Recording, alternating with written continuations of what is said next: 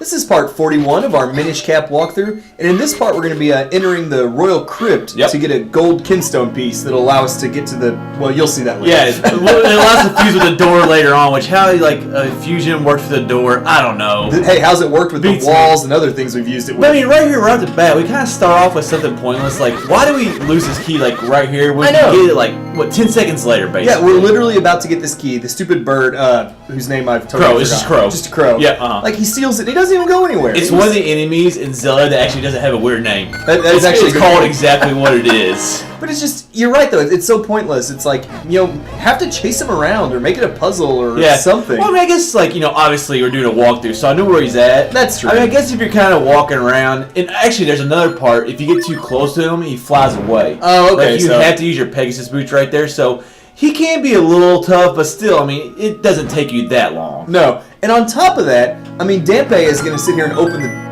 gate for you anyway. Yeah. So why did he give you the key to begin with? Exactly. That's a very good point, too. Yeah, that makes... I don't have a clue. Like, he could have just walked up there and unlocked it for you, which is what he did. I guess you had to carry You go inside, you get the key. Yeah. And he goes to the door and opens it for you. It doesn't make any sense. Like, I'm lost, man. This whole graveyard area is ruined. Yeah. We talked about I understand, this area. Them being creepy and stuff, but confusing? I mean... Yeah. That was, it doesn't make a whole lot of sense. Like, I didn't even notice that until you brought it up, though. Before the video, like, I didn't even pay attention to it. I kind of forgot about it, too. I remember watching this earlier, and I'm just like, wait, did he just open the door for me? Yeah, exactly. Now, this right here, this fusion, I think that's maybe the treasure chest shop or something like that. It looks like it. We don't go into it in the whole game, so I guess that's kind of pointless, too, or we don't get anything valuable from it. I would guess the only thing that you might get from it is probably rupees. Yeah, did you remember? Did you do it the first time? I don't think I ever did it. I think I tried it, and I was like... Forget this because I think that fusion right there like made it easier or something like that. Maybe. So I never went in that area as far as I know. I tell you what, man, it's just nice to get a heart piece this easy after doing like. I know. Well, actually, we've not completed the figurine quest yet, but it's just nice to get a heart piece that easy. Yeah, here in a couple parts you'll see us. Well, you won't see it, but we'll get a few more. It's a ways down the road. Yeah. Now this part right here, this part was actually pretty tough too. Get around these like gravestones. This is, and actually you do a trick here that I didn't really realize. We've talked before that like you can kind of, if you run into a wall, these guys kind of stay intact for just a second. Yeah, they do. I didn't even know you could like run through. I don't think I did those either. posts. I think that was luck. It worked out great because I think I was running all the way to the side trying to make it back in time. And it's also a good video cut. Yeah, because let me tell you, I didn't get that on the first time. Didn't even notice. Yeah, but yeah, that is a little tougher to navigate through there. I like the way you did it. Just like, you know, you can run over those quick little stumps as long as you're not on. But like, I mean, you gotta go through pretty quickly because once he starts blinking, I mean, it's almost right after that you like basically cancel out the multiplier. They do. Man, I hate these things right now. Oh, the Gyptos. Well, you can use your lantern to light them up, but like, I tried a couple times and I would always miss them for some reason. Oh yeah, I never even thought about that. Like, I mean, it doesn't make sense. You set them on fire and then they become the skeleton, which are are those Stalfos in this game? Oh, I think no, they are. The skeletons are Stalfos in this game. They might be. They're Stalfos in every game. I feel like there's another kind of like the jumping. They're probably Stalfos. You're probably right. I'm probably I don't know really either. But yeah, I like. At least they weren't like the. I always think of like the Redeads that they howl and freeze you in place. I hate that. So at least those guys, they can grab onto you. Those are there's get those right there. Okay. Yeah. I always get them and Redeads confused in every single Zelda game. Yeah. Now, speaking of some of the tricky duplication puzzles here, these not really puzzles per se, but they are some of the tougher.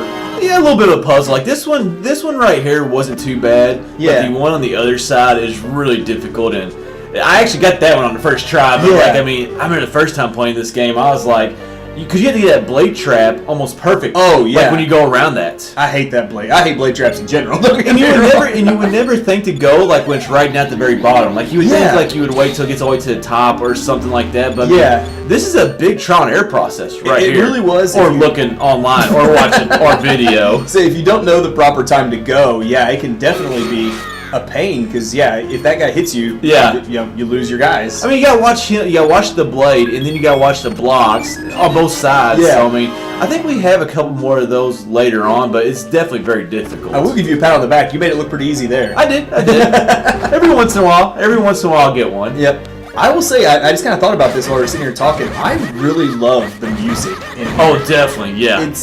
it's kind of unique to this. I mean, well, every dungeon has its unique. And this is kind of like the only mini dungeon I think that we get in the game, right? As far as I know, yeah, everything else is a full blown. Like even the last level before the boss is a full blown dungeon. Yeah. Now here's my thing: should this be a dungeon? Like I know with the whole elements thing, it wouldn't work out. But at the same time, we had 4 elements and 5 dungeons. I'll say the Wind Ruins. Yeah. So and if you count the last one, I guess there's 6 dungeons. So I mean, they could have made it work somehow. But for some reason, I just felt like maybe they should have made this a dungeon and just add a little bit more to the game. Yeah, and I feel like this is kind of an area that has like some of the undead enemies. Kind of it has almost like a shadow. Yeah, that's what I was thinking. Yeah, you know, could they have expanded on that? Yeah. I mean, I think Earth Temple. Yeah, good point. I just like. I mean, I kind of like. I don't like graveyards, but like I said, it's like one of my favorite graveyards in any Zelda game. But I mean, I don't feel like we spent enough time in here. No, we really don't. We pop back here a little later to get a couple of Kinstone fusions. Yeah. But other than that, I mean, we're in and out fairly quickly. I mean, like the whole point, like we said, is just to get this gold Kinstone right here that allows us to go to the what's this? The source of the flow. The source of the flow. Source of the flow. Tells you. Yeah. Which originally could be kind of tricky if you don't really know what you're doing. But it's like a Legend of Zelda clue right there. I know. Somewhat. But like if you look at the map, you can see like a big waterfall on the map, and that's where we'll be going. Yeah, it definitely makes it a little easier. You think the flow of water. Yeah. And one of the few areas in the world in Hyrule we haven't been to yet was Vale Falls. Yeah. What's that top part 2? We'll actually open up that part. Well, we'll be there soon. 2 or 3 parts from now. I had something I was gonna say. I totally blanked on it. It'll come back in 2 or 3 parts. That's what stinks, man. Like when you have something you want to say, you totally blank. You're just like, I gotta say something stupid to get by. Well, that happens sometimes. Like if one of us is like telling like in the middle of a point, and you think of something like I gotta sit on this. I had it ready. You just kept on talking. I know. I just eventually lost it. I'm sure it wasn't that important, or I would have remembered it.